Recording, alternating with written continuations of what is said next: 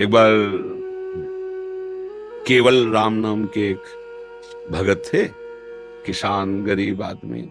पहले हमने देखा है गांव में बहुत गरीबी होती थी, अब तो थोड़ा आर्थिक व्यवस्थाएं सुधरी हैं, क्योंकि पहले ट्यूबवेल आदि की व्यवस्थाएं नहीं थी, बहुत मुश्किल से सिंचाई होती थी और खाद आदि भी नहीं थे।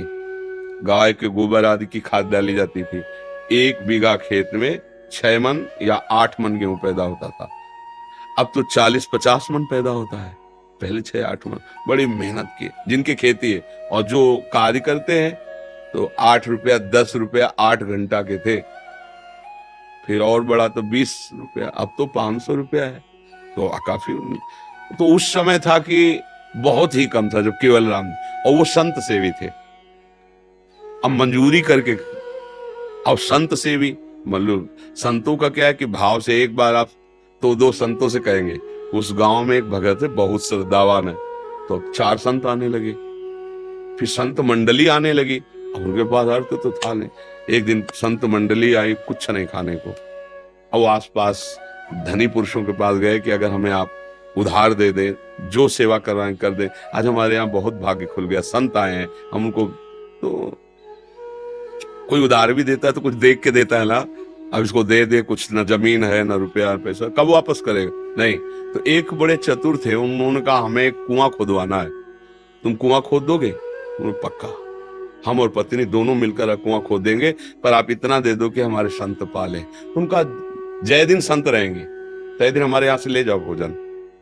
तो आटा दाल घी चा, बड़े प्रसन्न। 2-3 दिन संत रुके, खाए पिए चले।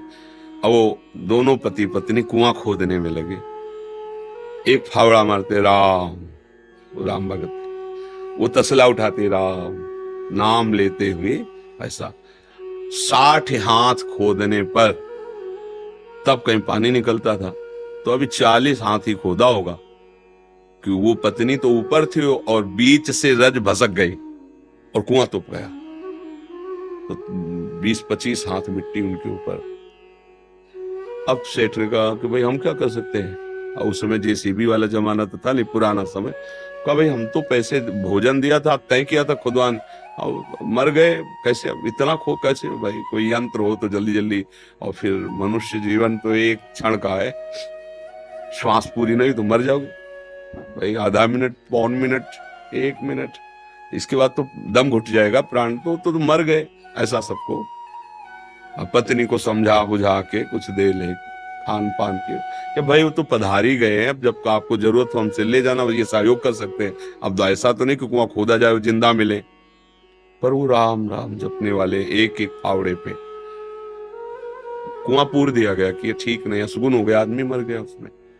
एक दिन वहां से कोई राजा निकल रहे थे, मार्ग था, तो उनको सुनाई दिया राम राम।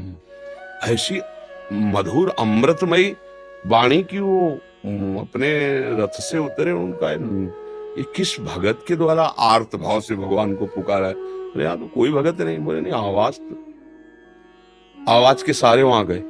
बोले यहां से आवाज आ रही? तो लोगों ने कहा हाँ, 1 महीना पहले कुआं खोद रहे थे केवल राम जी, तो मिट्टी गिर गई तो मर गए। बोले नहीं, आवाज आ रही, सुनो। तो राम राम। अब वो तो राजा थे, तुरंत हुक्म किया, तो बड़े जो राजकीय विभाग सैनिक सब लगे, मिट्टी हटाई गई।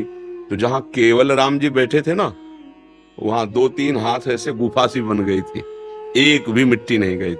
और जब वहां खोद के पहुंचे तो देखा सामने सुंदर भोग और शीतल जल।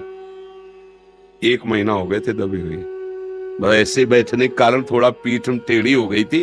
वो कहा पूरे स्वस्थ, भोजन पानी सब वही। कौन दे रहा है? जो अखिल ब्रह्मांडों को दे रहा है। अगर गृहस्थी में हो, अपना कार्य कर रहे हो और नाम जप कर रहे हो, तो महान भक्त हो। भाई ये बातें हमारी केवल कथा सुनने में तो अच्छी लगती, लेकिन समझ में नहीं आती। अगर हम अपनी नौकरी में, अपने व्यापार में, अपनी किसानी में अपने भगवान के स्मरण को सम्मिलित कर ले, तो हम महाभागवत हैं।